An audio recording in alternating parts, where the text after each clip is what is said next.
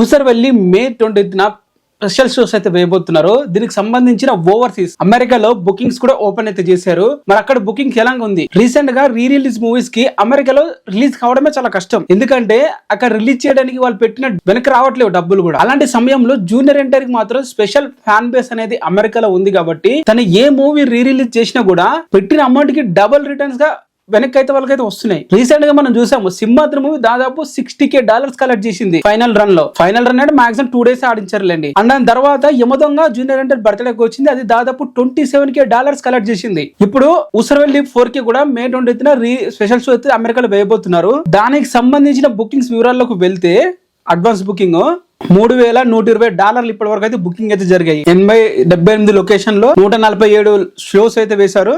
దాదాపు 290 టికెట్లు అయితే బుకింగ్ అయితే జరిగాయి. ఇది సెన్సేషనల్ అని చెప్పొచ్చు. ఎందుకంటే రీసెంట్ గా రిలీజ్ అయిన రిలీజ్ మూవీస్ మీరు గమనిస్తే మొన్న బర్త్డే ఎవరి బర్త్డే అయింది, అల్లు అర్జున్ గారి బర్త్డే రిలీజ్ అయిన రేస్ గురం $3,000 ఫైనల్ గా కలెక్ట్ చేసింది.